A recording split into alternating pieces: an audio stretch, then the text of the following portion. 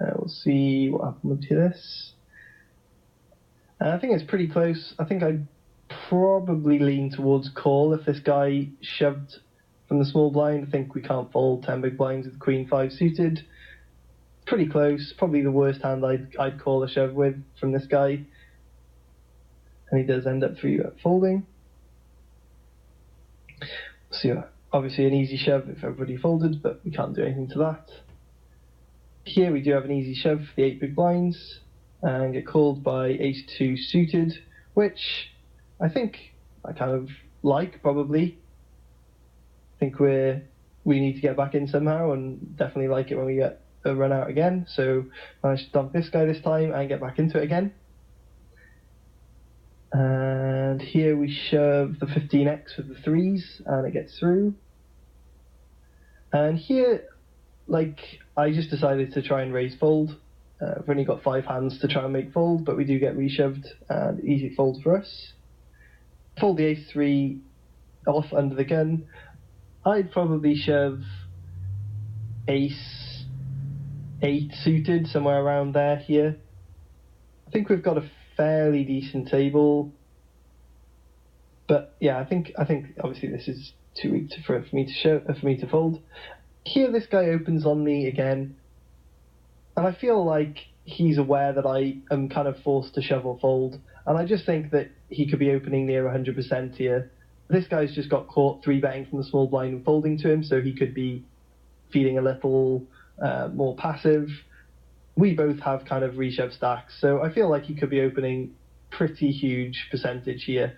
So we do reshove the Queen 10 off, and he makes a good call with the ace-7 suited. But we are donking people left, right, and centre, so there's a third, and again we're back into it this time. But yeah, I think the Queen 10 off's a bit too good there with a lot of perceived fold equity. But he made a good call with ace-7 suited. And again, we're not too disappointed to see ace-7 suited there. Fold the King 9 off. I think I prefer an open here. Think no reason not to open.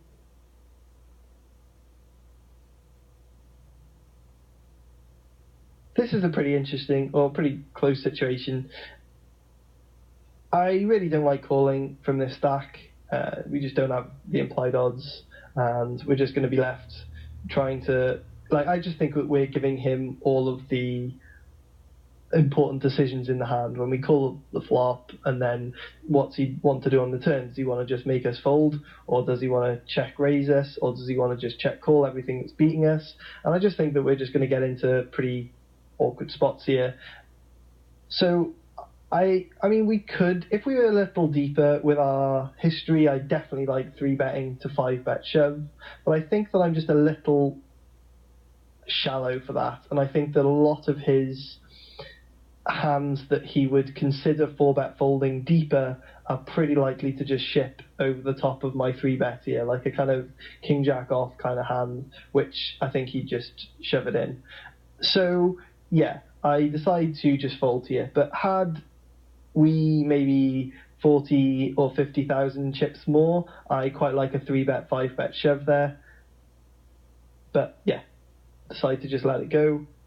Don't like shoving, don't like calling, don't like 3-bet folding, so yeah, we're left with just fold. I mean, we could 3-bet fold. It's not... I think occasionally that's a pretty decent thing to do with a small pair, but I think just with what's just happened between us or in the last few hands, I think that maybe that isn't a good situation to do that. Here we open the 6s and we get it through. Here we open the King 8 off and get reshoved on and let it go. King 8 off, pretty decent hand. Expect this guy to be reshoving. Not crazy from 21x. I think with 21 big blinds he can be peeling some of the time rather than just reshoving, or it could even be 3-bet folding. I think that the reason I prefer probably an open, a raise fold here is just, I think King 8 off doesn't quite do well enough against, if we limp and shove over a raise, I think we're dominated too much. So I think that when he calls, I think he can call with most like maybe he can call with a king jack, king 10 suited if he's thinking about my range here, and he might even just kind of shove the things that we're doing well against, like a king 5 suited or something. I'm not sure, but yeah, I think I still with these stack sizes can prefer a raise fold, even with what is likely a hand doing decently. Here we open the ace 5 off and we get it through.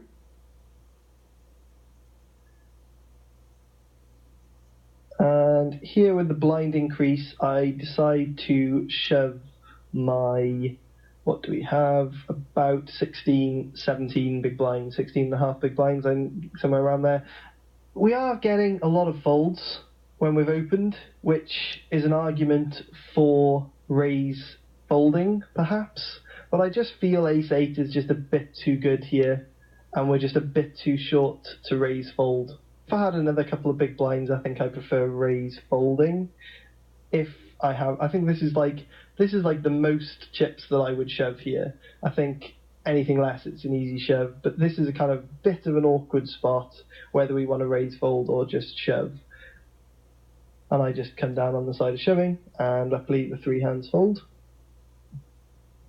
And I'm thinking that if we're 5-handed here, this is probably the final table bubble, so I'll try and get us to the final table before ending this part.